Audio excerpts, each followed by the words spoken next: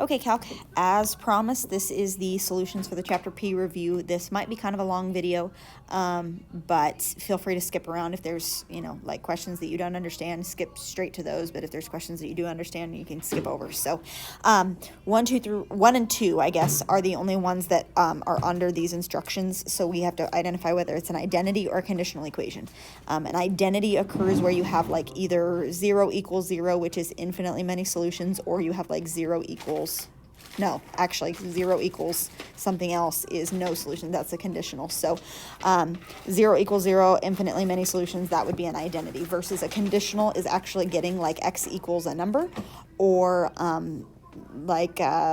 0 equals 7 or something like that. That doesn't make any sense, in which case you have no solution. So that's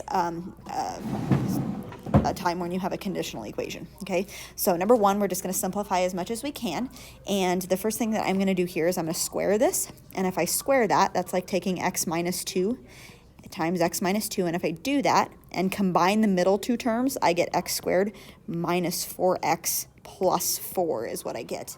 But then I have to distribute this negative through, so that's going to be minus, plus, minus, and then I have a 6 out in front. Okay, so distributing that negative through, I will get something like that. Okay, now I'm going to, I'm going to add the x squared over to the other side, plus x squared. Okay, so I add him over to the other side, and he cancels out over here as well. Then I'm going to take this 4x right here, and I'm going to subtract 4x. So I'm going to subtract 4x over here.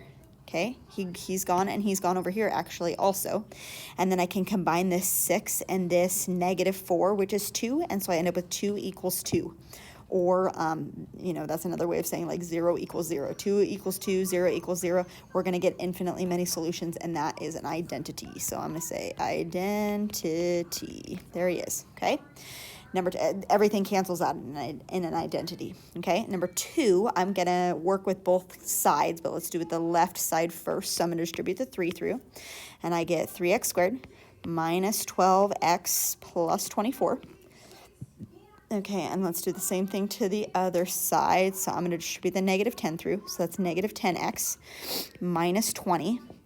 And I'm going to combine all of this stuff together, but write it in order. So I'm going to go negative 3x squared minus 10x, and then this right here is going to be negative 14.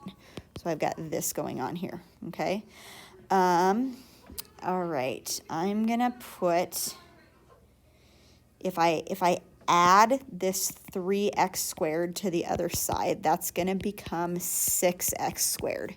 And I am tempted then to just keep adding everything onto this side, because it's going to be a trinomial then, okay? So I'm going to add 10x here and add 10x here. So that's going to be minus 2x. And then if I add 14 and add 14, that's going to be plus 38 equals 0, okay? Let's see, determine whether each equation has a condition or whether it is an identity.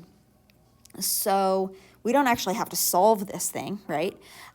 What's going to end up happening is this is a complex trinomial, and we'll get it down to a point where we have it broken down, but we will eventually get to an answer, or probably 2 answers. But I'm not going to figure that out because they don't even ask that. So I'm just going to say that this is a conditional equation.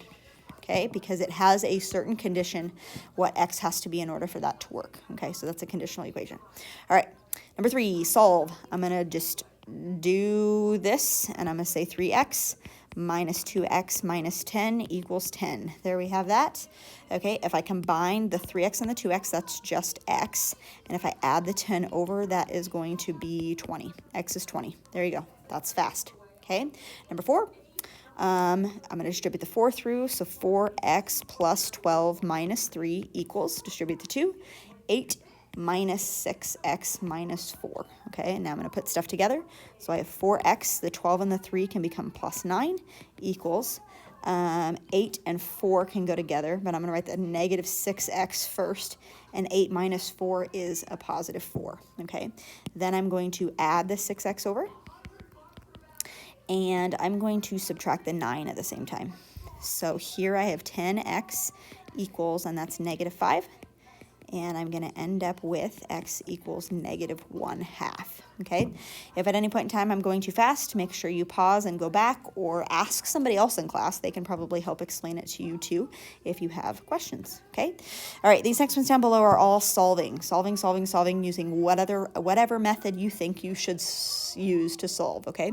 So number 5, this is a trinomial, okay? And he's a complex trinomial because of that 2, so I think that's the method that I'm going to use. And the first thing that I do is take 2 times 28, really negative 28, which is negative 56. And I say, what can I multiply to get negative 56? But when I add them, give me negative 1, which is this number here, add, okay? And I think the only one that's coming to my head is negative 8 and positive 7. Those will multiply to get 56, but when I add them, give me negative 1, okay? So I'm going to start by writing out, I'll leave that CT here. I'm going to start by writing it out in 2 pieces. So 2x squared stays, negative 28 stays, but then this guy breaks into negative 8x plus 7x, okay? And then from there, I group. Okay, and here I'm going to pull out a 2x, and left is x minus 4. And here I'm going to pull out a 7, and left is x minus 4. So my two numbers, or my two groups, are x minus 4 and 2x plus 7. And if I set this first one equal to 0, x is equal to positive 4. And if I set this one equal to 0, I would subtract the 7 over, and then I would divide by 2, right? So x would be equal to negative 7 over 2, or negative 3.5, okay? Those are my two solutions for that one, okay? Number 6 is only 2 terms, right? And the thing that I notice about this one is that he is a difference of squares, okay? So difference of squares, I take the square root of this and the square root of this. The square root of 16x squared is 4x. 4x and 4x, and the square root of 25 is 5 and 5, and one of them is plus and one of them is minus, and then I set them equal to 0, okay? So if I set 4x plus 5 equal to 0, I subtract the 5, and then I will end up dividing by 4, so he will be negative 5 over 4, okay? If I do the same thing to the other one, I'm just adding the 5, so in that case, I'm going to get a positive 5 over 4. And if you would like to write your answer in just one, like and say plus and minus 5 over 4, you can totally do that. That is fine also, okay? But that was the difference of squares, all right? The next one, number 7, we have a value squared, and I don't want to FOIL this out. Like, don't FOIL that first.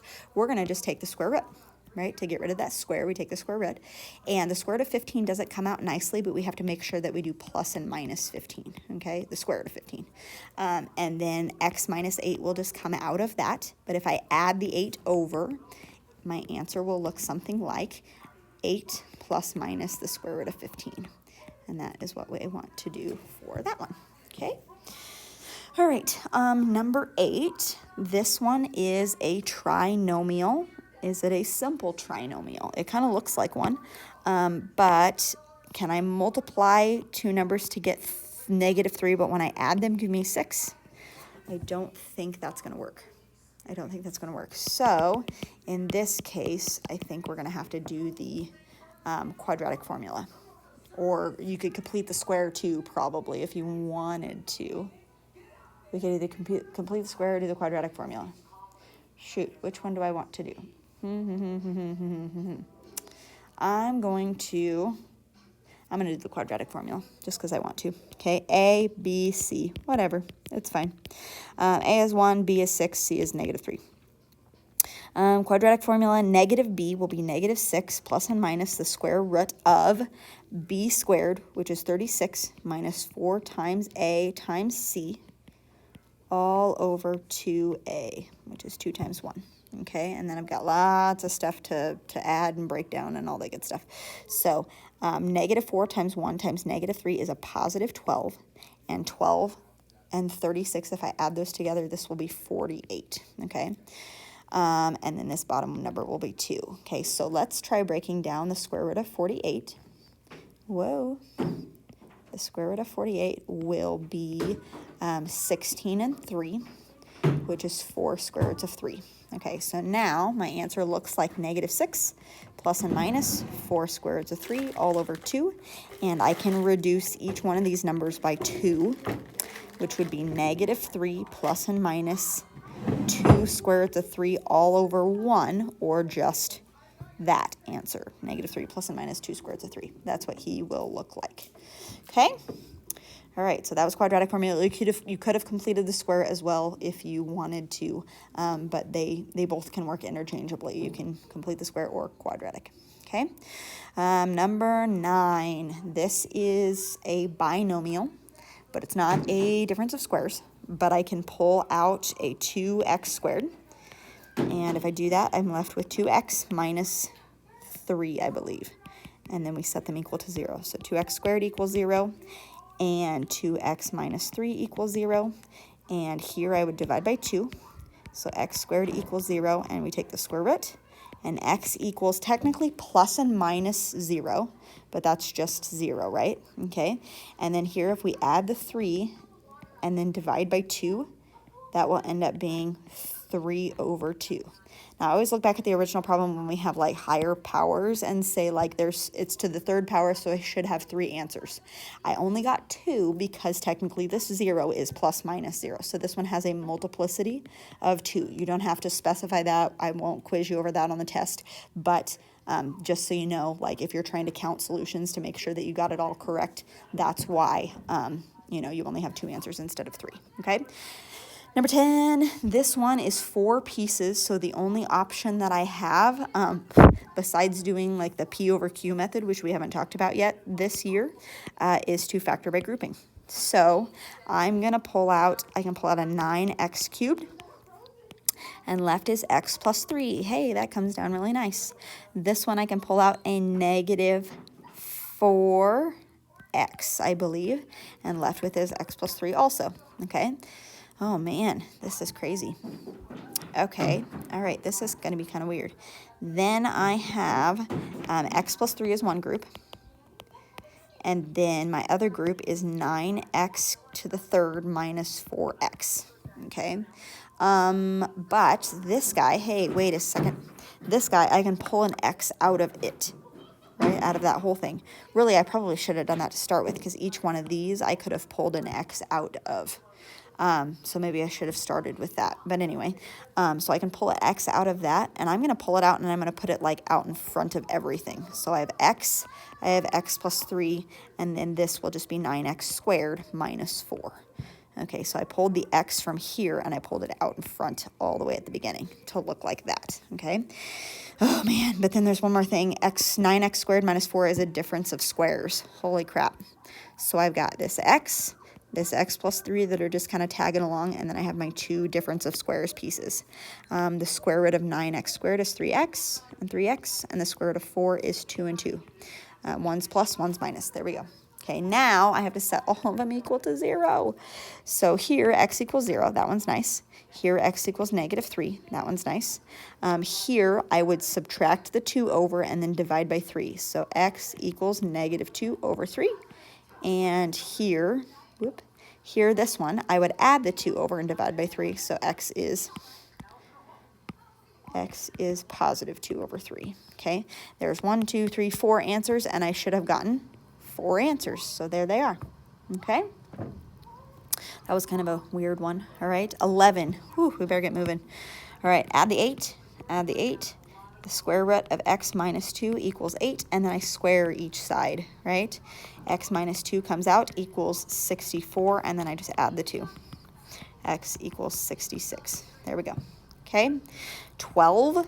To the 3/4 power, I'm going to rewrite that as the 4th root of x plus 2 to the 3rd power equals 27. Okay, and then to undo all of that stuff, we take it to the 4th power to get rid of the 4th root. So I'm going to take 27 to the 4th power, which is going to be huge.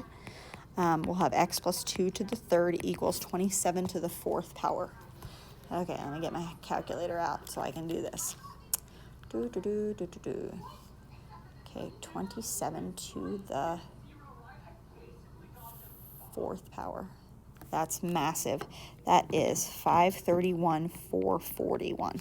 Okay, and then I take the cubic root of that number, so that's x plus 2 equals, And let's see if I can do the cubic root. 81 is what he is, okay? 81.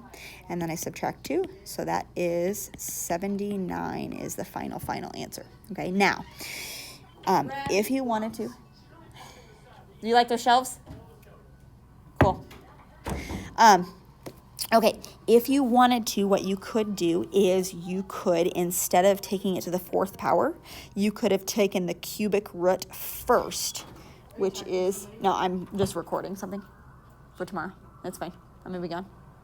Mr. Moore was working on the new plugins for the pigtails and all, and he was back there working, and I said, "Oh, let's put out in my room." Did he blow a fuse or something? I don't know. He's just stopped. Like, I think he's. Oh no. I was like, what if you blew out my ovens and my stoves? Right. Like, Oh, he was like, oh, there's nobody done. Boom. Like, you oh could hear it. no. I was Oh like, jeez. Oh Oh my God, man. but anyway. Oh man. Brad rocks. Oh jeez. Oh shoot. Okay, sorry, that was Mrs. Brown. She had to tell me some things. So, what you could do is instead of taking to the 4th power first, you could have taken the cubic root first, and the cubic root of 27 is 3, and then taken it to the 4th power, and 3 to the 4th power is 81. So it might have, like, if doing it that direction would have broken it down instead of having to do it with this big, huge number. But if that doesn't make sense to you, just do it the way that we did it, okay? So there's that. 13, absolute values. You have cases. Case 1, case 2. Case 1 is just 2x plus 3 equals 7. Case 2 is negative 2x minus 3 equals 7. And then we just solve each one. So here I'm going to subtract the 3. 2x equals 4 and x equals 2. There he is. Okay. The next one, we add the 3 over. Okay. Negative 2x equals 10 and divide by negative 2. So x equals negative 5. There is that one. Okay, so 2 answers to that one. All right. 14, here we go. Solve each inequality. I'm going to subtract the 7x. And I'm going to add the 8 at the same time. So 2x is less than or equal to 24, and divide by 2.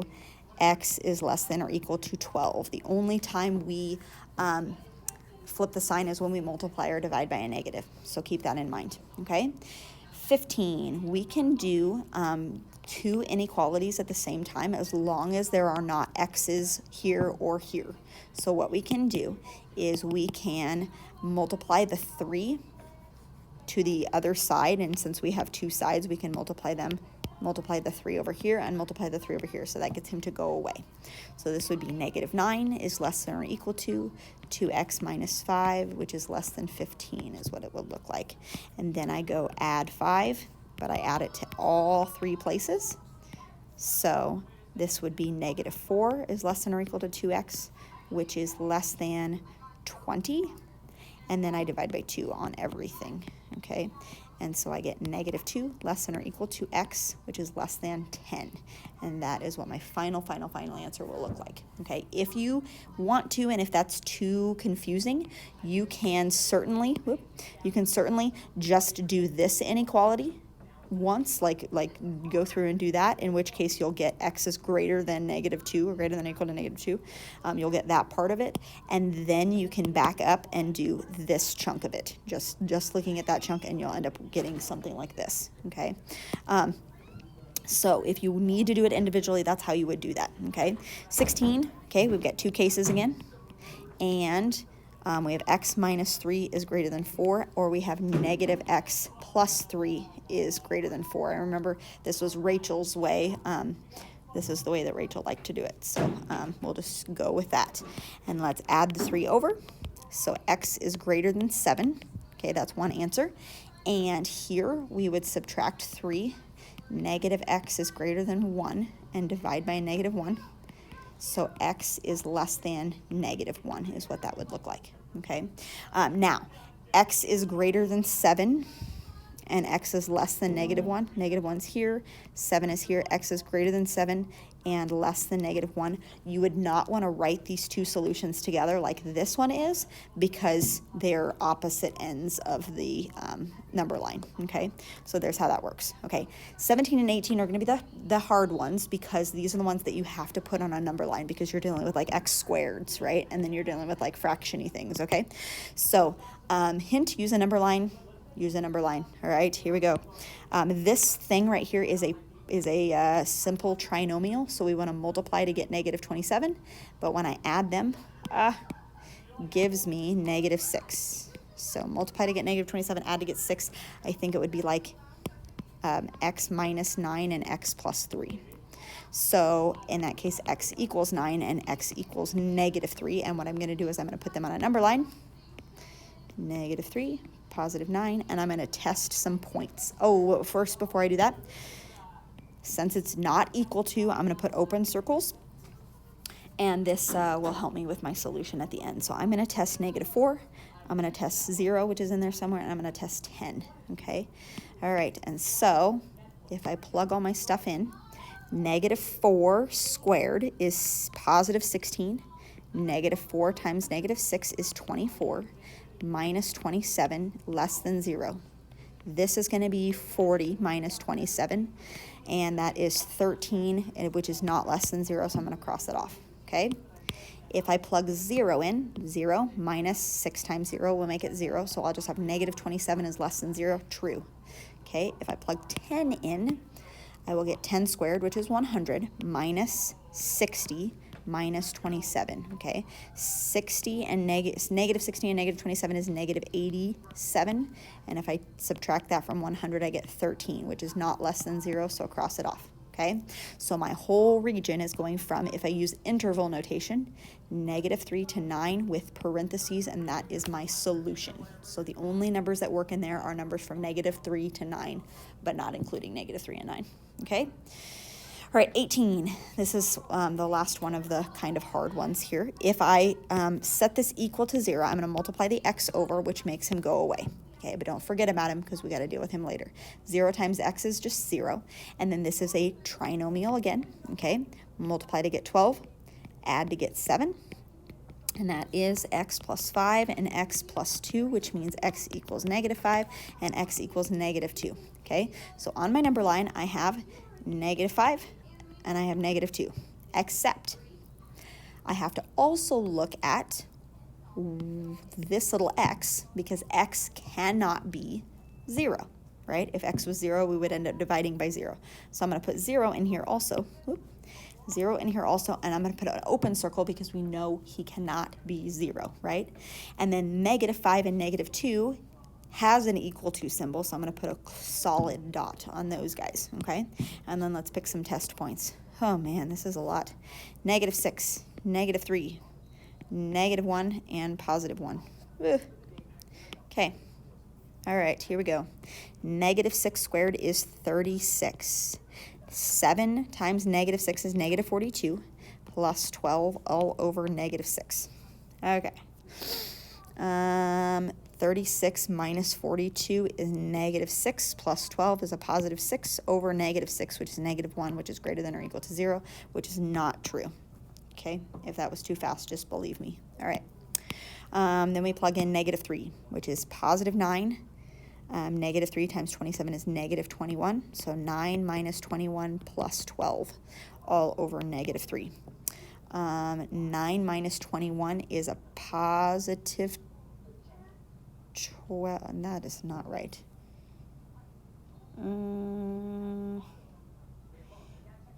Oh, gosh dang it. Gosh dang it. My numbers are wrong. Poop. You know what my numbers are wrong? You're probably yelling at me right now like, you did it wrong, Mrs. Comature. Yeah, I did do it wrong because we were multiplying to get 12. I was multiplying to get 10, so I said 5 and 2. Crap. Multiply to get 12 would be x plus 4 and x plus 3. So I want x equals -4 and x equals -3. So we're just going to switch these. This is going to be a solid dot on -4. And this is going to be a solid dot on -3. Okay, so I have to instead use Meh. I have to instead use my test point, which is negative 3.5. Yuck. Negative 3.5. Okay, negative 3.5. If I plug it in, you're just going to believe me, and we're going to say that it works. Okay, because it does. If I plug in negative 1 squared is 1. 7 times negative 1 is negative 7 plus 12 all over negative 1. 1 minus 7 is negative 6 plus 12 is positive 6 over negative 1, which is negative 6 greater than or equal to 0. Not true. So that's a cross off. If we do positive 1, this is a pain in the butt. I'm not going to give you one like this on the test. I don't think I do. 1 squared is 1. 7 times 1 is 7 plus 12. Okay, all over 1. So this on the top here is 21 over 1 greater than or equal to 0. Yes, true. So I have this region here, and I have this region here.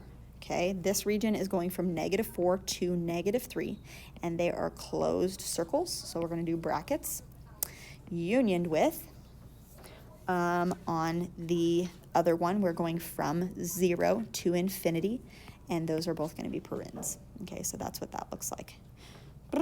That's a lot. Okay, front side done. Back side is a little faster, I believe. Yes, it is, for sure, 100%. Okay, find the distance between the points, this guy and this guy. Distance formula is this. And all we do is we look at the x coordinates and say, from negative 3 to 1, how far apart are they? They are 4 units apart. So I do 4 squared. 8 and 5 are 3 units apart, okay? 4 squared is 16, 3 squared is 9, 16 plus 9 is 25, and the square root of that is 5. So the distance between those is 5 units. Okay, this is kind of like a 3, 4, 5 triangle. If you would graph them out and make a triangle, that's what that would look like. Okay, but that's the distance formula. Remember that distance formula for tomorrow for your test. Okay, find the midpoint. We have to average, because that's what the midpoint is. Finding the midpoint is like finding the average. So we take negative 2 and add it to 4 and divide by 2. And we take 6 and add it to negative 3 and divide by 2, okay? All right, negative 2 plus 4 is 2 divided by 2, which is 1. And 6 plus a negative 3 is 3 divided by 2, which is 3 halves, or if you want to put 1.5, you sure can. I'm going to leave it like that. Okay, 1 comma 3 halves, that's what he is, okay? 21, find the x and y intercepts. So the x-intercept, I plug 0 in for y. So I'm going to do x-intercepts here, and I'm going to do y-intercepts over here. Okay, x-intercept, I plug 0 in for y, so I'm going to say 0 equals x minus 3 squared minus 4, okay? And then I solve for x, so I'm going to add the 4 to the other side. 4 equals x minus 3 squared, and then I take the square root. Oh, yuck. Oh, yuck, oh, yuck, oh, yuck. I'm sorry. The square root of 4 is 2, but it's plus and minus 2 equals x minus 3. Okay, and then if I add the 3 to the other side, we have a positive 2 plus 3, which is 5, and we have a negative 2 plus 3, which is 1. So I have 2 answers on this side for x-intercepts, okay? And then the y-intercept is a little bit nicer. I plug 0 in for x, so I have this going on. Why it keeps doing that? Okay, squared minus 4. Okay, 0 minus 3 is negative 3. Squared is 9, and 9 minus 4 is 5. So the y-intercept is going to be 5. Okay? All right, 22. So we're doing x-intercept here, we're doing y-intercept here, all right? X-intercept, we plug 0 in for y. So we have 0 equals x plus 1, the absolute value, minus 3. Okay, and the first thing we're going to do is add that 3 over. So we have 3 equals the absolute value of x plus 1. And then we have to do 2 cases.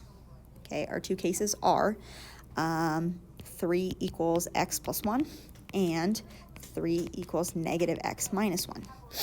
Okay, here if I just subtract my 1, x is 2. And here if I add the 1, that's 4 equals negative x, and divide by a negative, x is negative 4. Okay, so those are the 2 x-intercepts. And then y-intercept is a lot nicer again. Y equals the absolute value of 0 plus 1 minus 3. 0 plus 1 is 1. Whoop. Whoa. Layla, what are you watching? The absolute value of 1 is 1, minus 3 is negative 2, so y equals negative 2. There it is, okay? Oh, that's a lot.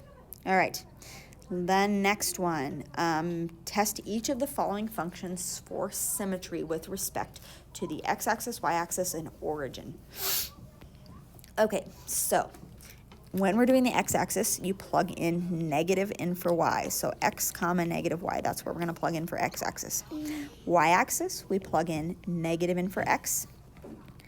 Oop. And for origin, we plug in x, and negative y. Now I'm going to cheat a little bit because we are smart enough to figure this out, right? We're smart enough to figure this out. That the only time it will return back to itself is usually if you're squaring something, right? Okay, so like here, if I would plug a negative in for y, that's going to change this y, but it's not going to flip anything back because it's just y, right? So I'm going to say that this guy is going to be a no, right?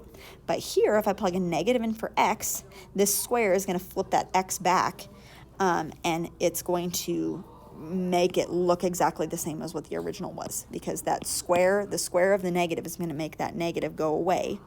This negative out front will stay right here. This negative out front will stay, but the negative inside of the square will end up returning back to positive. So this one is going to be a yes.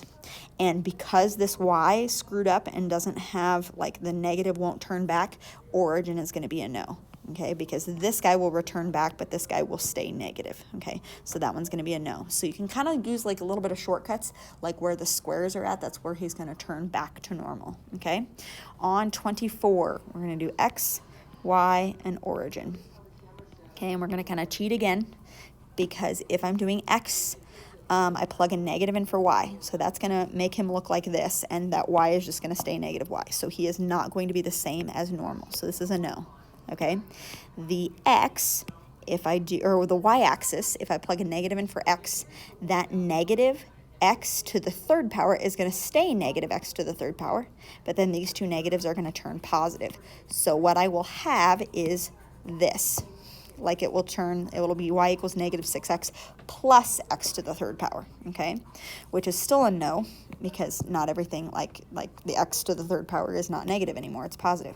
Okay, and then origin, this guy would become negative, and we already know that this guy is going to stay negative, which turns this guy positive. Okay, so it almost looks like it's symmetric with respect to the origin, except like we said that if it's symmetric with respect to the origin, if every sign changes, but the 6 didn't change, right? So origin is going to be no. So this one has no symmetry at all. Okay, all right, and if that was confusing, you know, you can fill everything all in, but I'm just going to write no, no, no, you know, everything there, okay? All right, these ones go really fast. The center of this guy is based on this number and this number, and since there's no y coordinate, he's just going to be 0. This coordinate right here is a positive 2, so the actual number is a negative 2 because we flipped the sign. And then the radius is going to be the square root of this number, which is 9. So center, radius, there it is.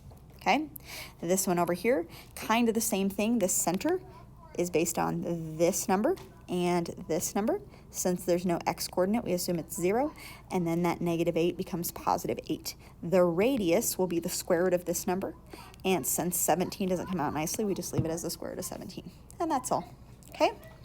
All right, we're getting a little closer. Here we go. 27, find the standard form of the equation of a circle whose endpoints have a diameter that are at 0, 0, 0, and 4, negative 6. So 0, 0, let's say, is here. No. 0, 0 is like here. And 4, negative 6 is down here. Okay? And we need to know the center of the circle, and we need to know the radius of the circle. Okay? So I'm going to do the center of the circle first, which is finding the midpoint of these two guys. Okay? The midpoint of 0, 4 is going to be 2. And the midpoint of 0, negative 6 is going to be negative 3. It's like I'm averaging those together, okay? And then, so this guy is 2, negative 3. Whoa, what is happening? I don't know why it keeps doing that. I don't know. This is 2, 2, negative 3. Okay. Then what we can do is if we want to find the radius, we could just find the distance from here to here rather than finding this distance and dividing by 2, right?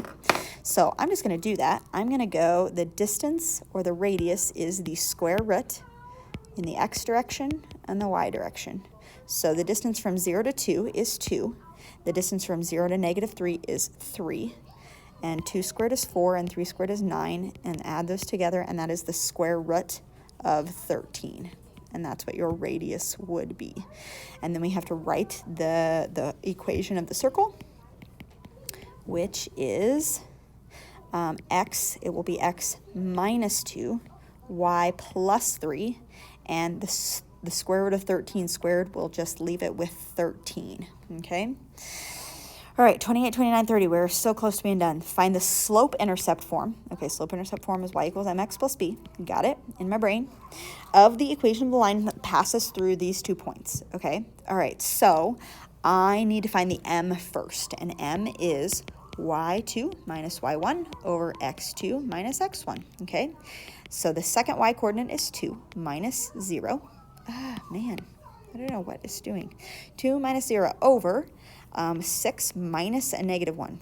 Don't forget that double negative. So this is 2 over 7 is my slope. That is disgusting. And then I have, so y equals 2 over 7x. Get out of here, you dang lines. I don't know what you're doing. 2 over 7x plus b. And then we use one of those 2 points to plug in to find what b is. I'm going to use negative 1 and 0. Negative 1 is going to go in for x, and 0 is going to go in for y. Okay, if I take negative 1 times 2 sevenths, that's just going to be negative 2 sevenths. But then I'm going to add the 2 sevenths over. And b is going to be positive 2 sevenths. Okay, so my equation of my line is y equals 2 over 7 x plus 2 over 7.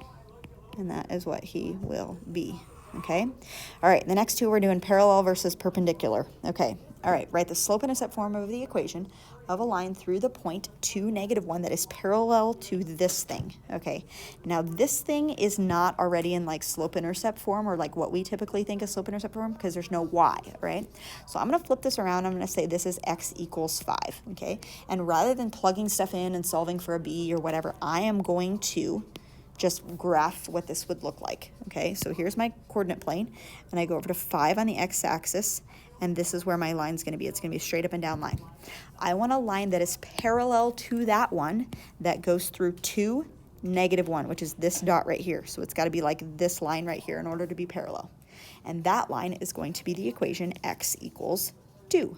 It's just going to be x equals 2 instead of x equals 5, okay? So that one I would not do any computation for. I would just like write it out and see what it looks like, okay? Versus this next one, we're doing perpendicular, and I want it perpendicular to this thing, okay? Which means I have to solve for y first, so I'm going to subtract the 2x.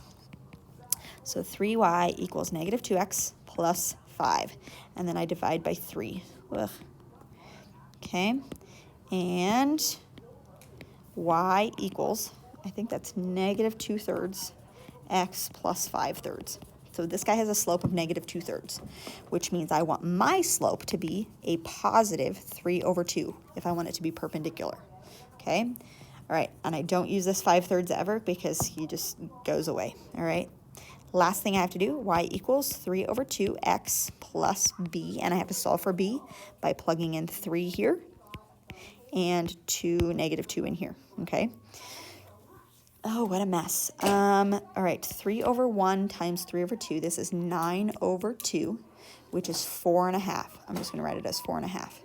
If I subtract 4.5, okay, the b value will be negative 6.1/2. All right, so I will have y equals 3/2 x minus 6.1/2. Oh man, we're done. That was a lot. So hopefully you didn't have to go through all of those problems and could just kind of skip around to where you needed. But there is that. That was a long review. Your test tomorrow will only have 15 questions on it, not 30. So this was a little bit a lot. So there you go.